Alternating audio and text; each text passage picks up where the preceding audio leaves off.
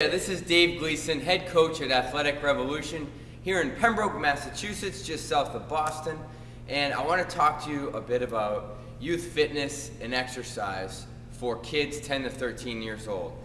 Just from a conceptual standpoint, so not so much an X's and O's talk today, but just conceptually. I think we've morphed this into something that it need not to be.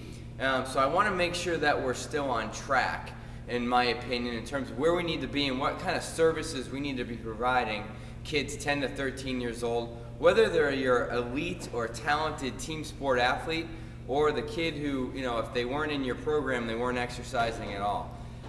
Just keep in mind a few things, okay? First of all, it should be rooted in a few fundamental areas, first of which is coordination or enhanced coordination development.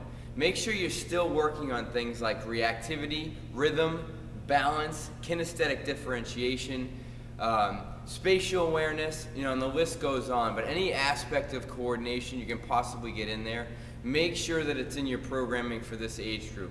Secondly, in terms of strength training, make sure it's systemic in nature. And the other reason that we should work systemically rather than isolating muscle groups is that it's a little bit more fun when you can have a young athlete travel across an area or stay in one area doing a lunge walk or a movement where you might call it a monster walk or hands overhead, big giant walks, Frankenstein walks, whatever you want to call it, bear crawling, those type of things. Standing still doing bicep curls not only is not beneficial to kids this age, but it's not fun. Which brings me to my next point. It needs to be as fun as humanly possible. Make sure that it's game laden as well. Fun and games. You can put everything in there that you feel like you need to. Even if it's squats, push-ups, some of the fundamental exercises that you might think of, they can still be fun and they can still revolve around gameplay at some point or in some manner. Okay? Now, I want to finish this short talk by just saying, I call this age group, or what we need to do for this age group, weathering the storm.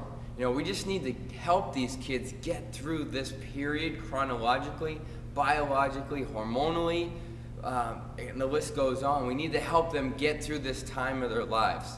So think of it this way. Try to give your kids what they're not getting in their PE classes at school and what they're not getting after school with free play and what they're not getting after school with their team sport practices. If you think of it in those terms, you're like, wow, there's a lot we need to cover in a short period of time, right?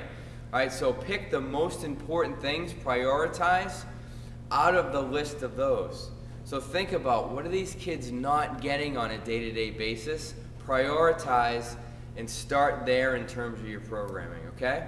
Listen, I know this is very conceptual in nature. That's on purpose. Again, I like to have us all think as an industry. We want to continually think and reflect on what we're doing with our young athletes. And I want you to take this back, sit for a few minutes, muse over it, and then apply what you know is best for the kids that are in your program. I thank you wholeheartedly for your time today. We'll be back with more videos in the future. Have a great day. This is Dave Gleason signing off. Thanks so much.